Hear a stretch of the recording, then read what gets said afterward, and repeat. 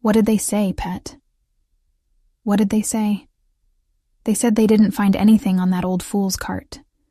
Trinkets and toys, little bamboozles for the kids, fritzies for the bored Munchkinlander housewives, and booze for the men who work the fields in the hot sun, under the gaze of the scarecrows.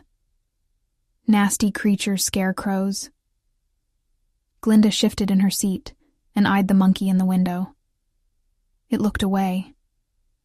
She growled softly, trying to compose herself, and went back to brushing. Mother had always said that to keep her hair looking just right, she must brush it every day. 500 strokes, she'd said. 1, 2, 3. 500. The brush moved fluidly, the motion practiced and thought-free. 250 strokes on one side, and 250 on the other.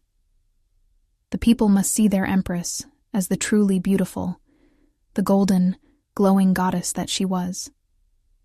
They must still see her as that angel that descended all those years ago and threw down that abomination, freed them from the yoke of undead, straw-headed tyranny. For what was that scarecrow but something not living? It had no soul. It had no spirit. It had no connection to the unnamed god. How could it connect to people? How could the people of Oz feel any fealty, any sense of respect or honor for a creature that was so different? With him came the animals making their way back into society, the little Munchkinlanders spreading their miniature menagerie across the landscape of Oz. And that could only lead to... The brush worked furiously through her hair as she counted. 178, 179. Tell me about the tinker again. Tell me about the travel cart.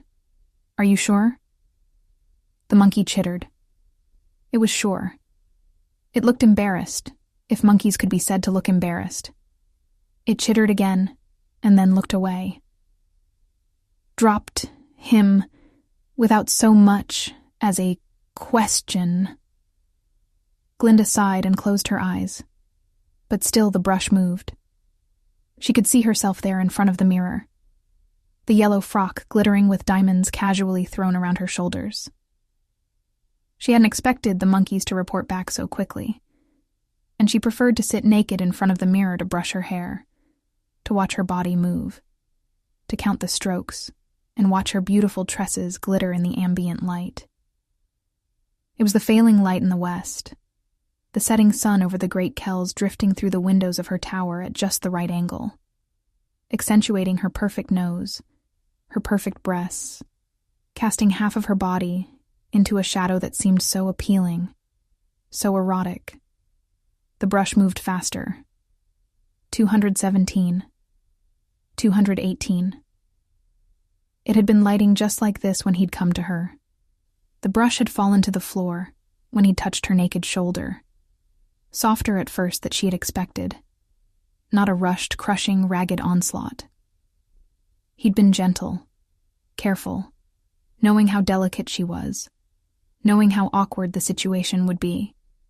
But just as quickly, as if he'd sensed the primal nature of the encounter, felt her urgency, read her reaction.